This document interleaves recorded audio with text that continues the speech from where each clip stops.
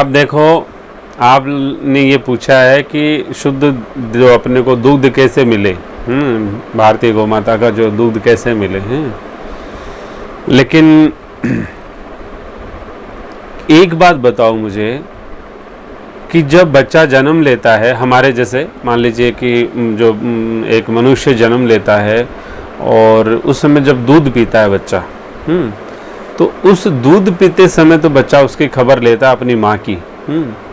लेकिन मान लीजिए आज जाजू जी हैं, मान लो बड़े हो गए हैं, अब उनको तो उनके श्री माता जी दूध भी नहीं पिला रही हैं, तो क्या आज जाजू जी की ये ड्यूटी नहीं बनती, क्या उनका ये कर्तव्य परम नहीं बनता क्या कि आज भी माँ की खबर लेवे?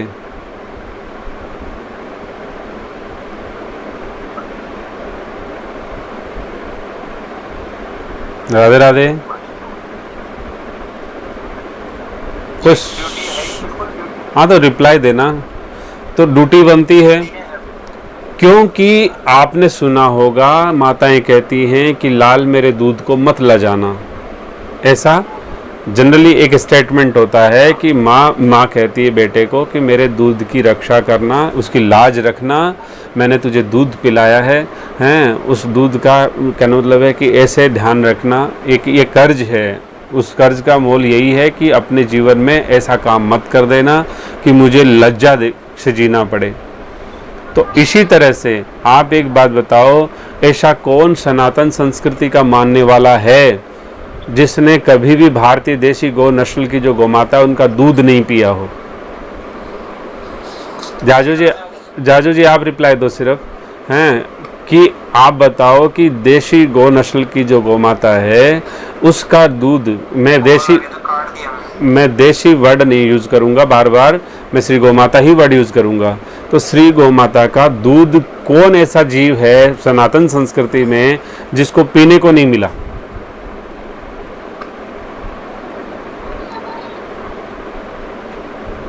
राधे राधे।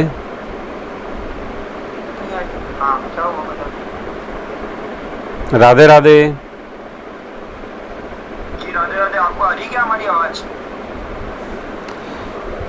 कहने का मतलब है कि भारतीय, मैं कह रहा हूँ देशी गौ माता जो हैं उनका दूध कोई जीव ऐसा है सनातन संस्कृति में जिसको पीने को नहीं मिला हो? प्रीति जी आप बोली, रिप्लाई आप दीजिए, उनके साथ नेटवर्क इशू है।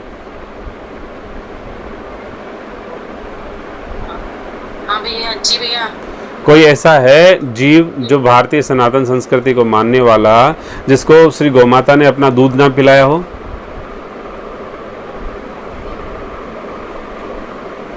नहीं भाई कभी 2 दिन के लिए, 10 दिन के लिए, महीने भर के लिए कभी कभार तो मिला होगा उसको।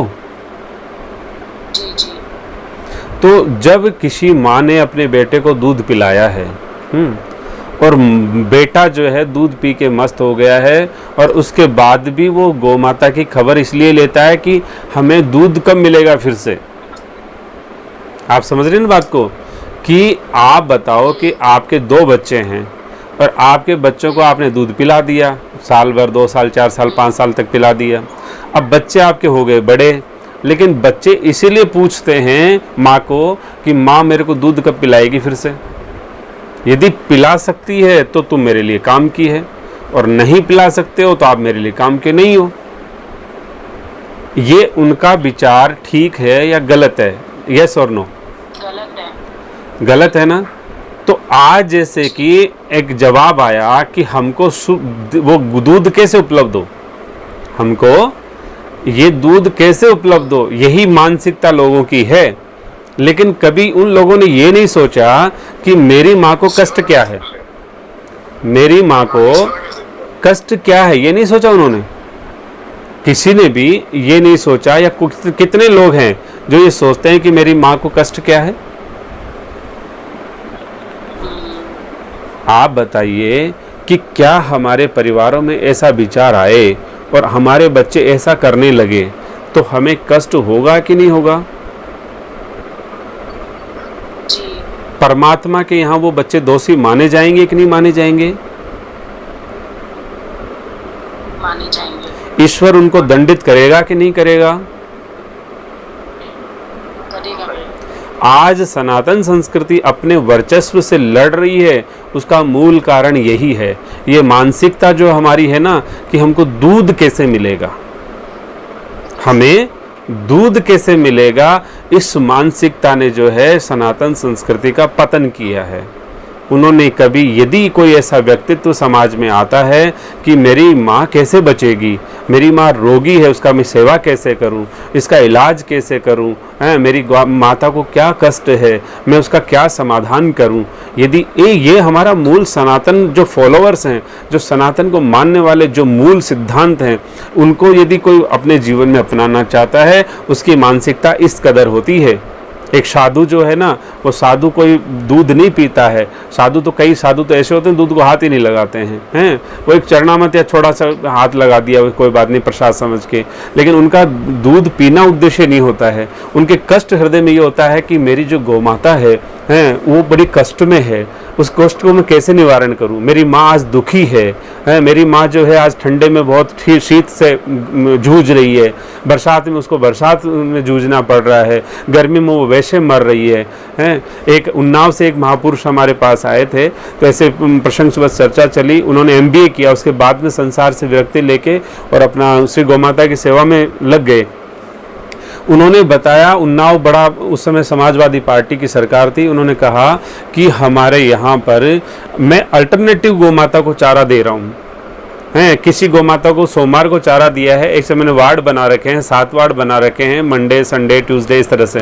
तो मैंने जैसे मान लीजिए आज मैंने सोमवार को मालिक को दे दिया, तो उसका नंबर फिर दूसरे दिन नहीं आएगा, मंगल को मैं उसको चारा नहीं दूंगा, फिर उसको सोमवार को ही दूंगा। हाँ, लगेगा कि बीच में प्राण जाने वाले हैं तो थोड़ा बहुत फिर मैं और दे दूंगा, क्योंकि वहाँ पे किसान लोग जो हैं वो बहुत ज़्यादा मारते हैं, और साधु भी यदि कोई जला जाए गौ माता के नाम पे तो उसको भी पीटते हैं। सरकार वहाँ की मदद करती नहीं है, कुछ भी लेना देना नहीं है। तो इस तरह से उन्होंने जो दर्दनाक एक पिक्चर पेश की, तो क्या बताओ, एक समाज ये कहता है कि हमें दूध कैसे मिलेगा, लेकिन वो अपने प्राणों के लिए ही लड़ रही है। यदि कोई एक हमारे समाज में वृद्ध अवस्था में कोई माँ है और उसको कहे कि मेरे को दूध पिलाना है तो पिला दे, नहीं तो तू मर, मुझे क्या लेना दे, जरा उठा के बाहर पटक दो इसको, ये दूध तो दे नहीं सकती अब। तो क्या ये एक शोभनीय कृत्य है हमारे समाज का? ये विचार क्या हमारा सनातनी विचार है? ये विचार आया कहाँ से, ये समझने वाली बात है। ये विचार आया जर्सी से। जब जर्सी को गौमाता समझने लगे, तभी से ये एक महापाप शुरू होने लगा। आपने सोचा होगा कि जब मुसलमानों का, यवनों का भी राज यहाँ पे हुआ, एक भी गौमाता का खून धरा पे नहीं गिरता था। अंग्रेजों ने इतने साल राज किया है ना, लेकिन सबसे पहला जो उन्होंने संग्राम किया था और जो सबसे पहला इन्होंने एक षड्यंत्र रचा था, आप लोगों को सबको पता है कि वो आर्मी वाले लोगों को कारतूस में उन्होंने चर्बी दी है। तो इस तरह से जब देखा कि ये नस्ल इनकी नब्ज है, इस नब्ज को इस तरह से पकड़ा जा सकता है, और उन्होंने एक ऐसा वाहियात षड्यंत्र खड़ा कर दिया जिसकी वजह से हमारी संस्कृति जो है वो कमज़ोर होती गई, और कमज़ोर संस्कृति में हम पतन की ओर जाते गए, और जाते जाते फिर अपराधों की ऐसी लिस्ट बड़ी लंबी चौड़ी होती गई कि हमें यह भान ही नहीं रहा कि बुद्धि क्या है, कुबुद्धि क्या है, सद्मार्ग क्या है, हमारे जीवन का प्राप्तव्य क्या है, गंतव्य क्या है, हमें क्या हासिल करना है, वो कुछ भी खबर नहीं रही। तो जब तक हमारे घर घर का एक विचार नहीं बनेगा, हर एक साधक का, हर एक सनातनी फॉलोअर्स का ये विचार नहीं बनेगा कि हमारी एक ही मांग है कि हमारी गौमाता, हमारी जो माँ है, उसको सुरक्षा मिले, व्यवस्था मिले, उसको रक्षा मिले, हमारी माँ हमसे भी ज़्यादा सुविधाजनक स्थिति में रहे, तभी जाके इसका कल्याण हो सकता है और हमारा जीवन में लाभ मिल सकता है। नहीं ऐसे समाज का तो कल्याण होना ही संभव नहीं है। ये तो निसंदेह पतन की ओर जा ही रहा है, अति तीव्र गति से जाएगा। इसलिए दूध कैसे मिले, इस विचार को छोड़ो, हमें हमारी गौमाता कैसे मिले, इस विचार पे ध्यान दो। जब माँ घर से बाहर निकल जाती है ना, तो ये नहीं सोचता आदमी कि मेरे को माँ का दूध भेज दो, माँ की ज़रूरत नहीं है।